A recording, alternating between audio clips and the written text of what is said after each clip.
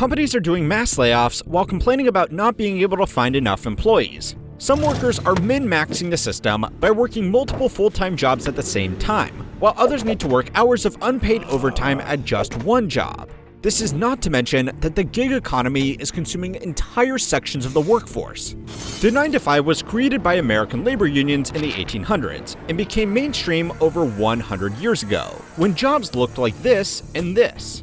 It was revolutionary for its time. But how many of the modern problems in corporate America are caused by trying to make an outdated system fit with every single modern job?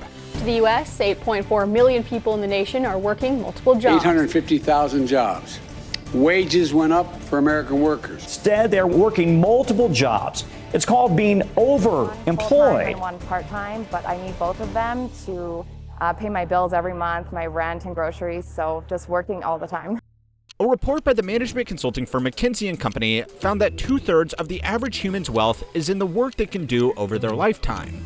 Everybody has time, effort, and experience they can trade for money, and those tradable commodities are worth twice as much as all the other assets that the average person possesses. A regular 9-to-5 job has been a great way for billions of people to safely exchange a predictable amount of their time for a predictable paycheck, with predictable career advancement as they gain more experience. But this one-size-fits-all model for work doesn't fit with every job, and trying to make it work has been bad for employees and bad for companies for 3 reasons, which is causing 3 equally terrible trends in the job market. The first trend is that it makes time a worthless asset. The Ford Motor Company was one of the first businesses in America to adopt the 9-to-5 40-hour work week. Henry Ford did this to make his company the most attractive place for auto workers to get a job. This allowed him to pull talent away from other automakers without paying his workers more. In order to compete with Ford, other automakers were forced to offer the same 40-hour work week with paid overtime. Eventually, in order to compete with the automakers, other companies were also forced to offer 9-to-5 jobs so that their best workers didn't quit and go and work on the car assembly line. These auto workers had tightly defined and repetitive tasks, so unless the workers succumbed to exhaustion, they could do a consistent amount of work for every hour they spent at their post, and every additional hour would produce the same amount of output. If you work in a modern office job, you will know that your work is nothing like this. Sometimes there is a lot to do, and sometimes there is nothing to do, but you still need to be there 8 hours a day looking busy no matter what. Back when the 40-hour week was being fought for by workers' unions, most Americans worked in manufacturing. But today, most people work in the services sector, which is more diverse than you might expect.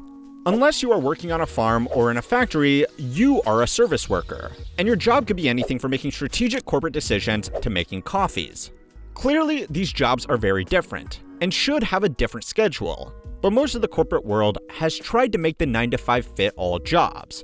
But this doesn't work, because no service jobs have tasks consistently delivered on a fine-tuned production line. Work comes and goes as internal and external customers make demands, and that means when people are busy and need to do more than 8 hours in a day to finish their work, they are expected to work, quote, reasonable unpaid overtime. According to an ADP Research Institute study of office professionals, unpaid overtime jumped to an average of 9.2 hours per week in 2021. More than a full extra day to keep up with employer demands. But when there is little to no work to do because a project has just been completed or sales are seasonally slow, workers are still expected to put in the 40 hours a week because that's what the business is paying them for. If you're in this kind of job, your best option is to try and find something that makes you look busy. But if you don't have something to work on, you are probably going to be given meaningless tasks just to fill the mandatory 8-hour day. If this was just another story about companies screwing over their workers with outdated business practices, it wouldn't need a video. But the 40-hour work week isn't even good for companies. So it's time to learn how money works to find out why we might be in the midst of the overdue collapse of the 9-to-5. According to data from the U.S. Census Bureau, McKinsey & Company, and compiled by Statista, growth in gig work and freelance jobs have outgrown typical permanent jobs by 500% over the last decade. Gig work apps have become very popular with unskilled workers due to their low barrier to entry and flexible working arrangements. Someone with a phone and a bike can start working for a food delivery service like Uber Eats, Postmates, DoorDash, Grubhub, or all of them all at the same time in less than an hour by filling out an online form. This has been a highly appealing alternative to minimum wage jobs that still rely on the antiquated process of handing in a resume, spending weeks doing job interviews, only to still get ghosted by a fast food joint offering $7.25 an hour for an unpredictable schedule. Gig work jobs usually also pay terribly, but people get to work as much as they want, when they want, and they can work around another full-time job for extra money. Even with all of the problems of gig work, you can see why it has become so popular. The popularity of freelancing and private contracting has also exploded. This is more popular among skilled workers who can sell their services to businesses just like an employee, but with no ongoing agreement. They are only paid when there is work to be done.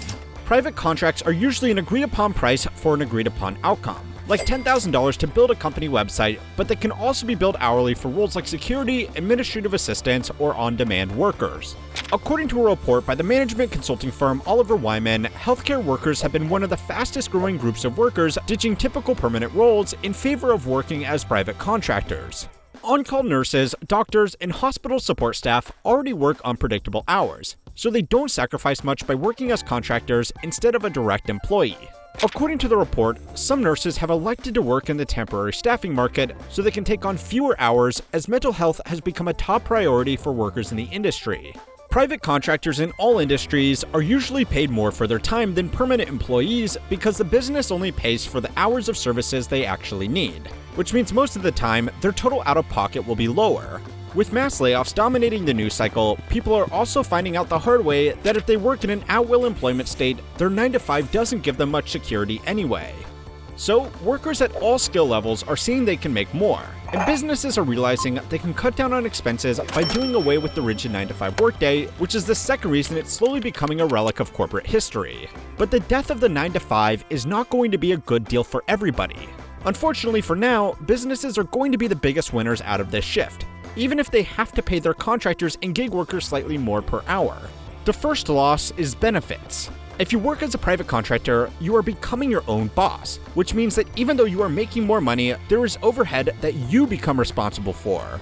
Benefits like paid time off, training, retirement plans, accounting, and health insurance are going to come out of your pocket.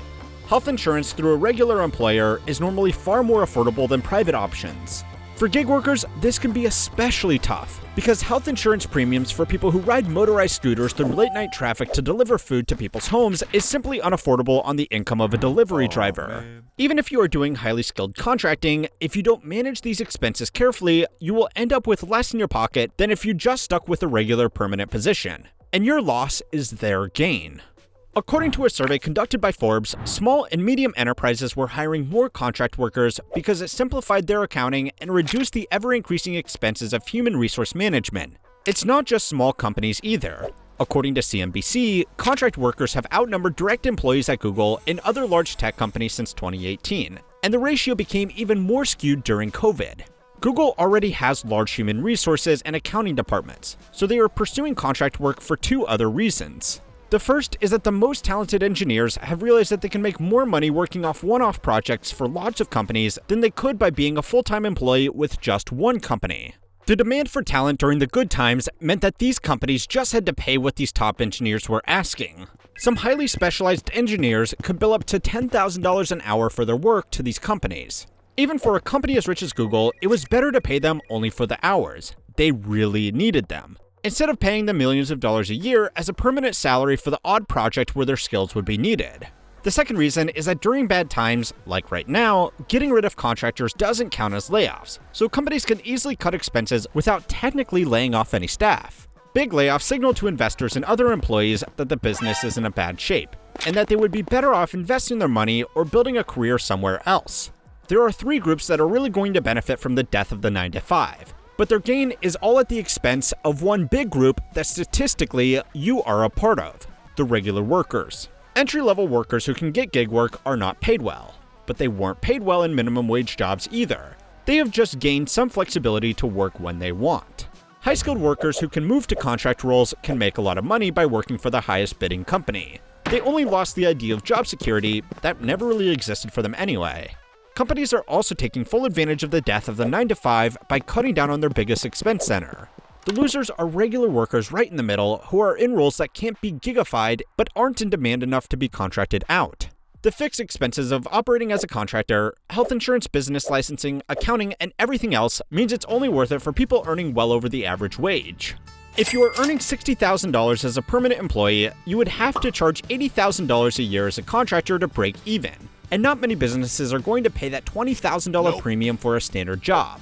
New regulations intended to protect contractors and workers are another problem. If a contractor files for unemployment after their job is completed with a company, they can file an SS-8 form with the IRS, which can trigger an audit to determine if that contractor and other contractors working for the company meet the requirements to be counted as a permanent employee. If they do, then the company has to cover their unemployment benefits and has to provide other benefits to every other contractor in the business as well. Businesses don't want to take that risk, so they use staffing agencies to handle all the compliance for them. According to data from the American Staffing Association, most contractors now work through middleman staffing companies. For contractors working through these middlemen, it can combine all of the problems of permanent employment with none of the benefits of being a private contractor. And that's the third reason why the 9-to-5 is going extinct. It lets companies pull some creative business maneuvers.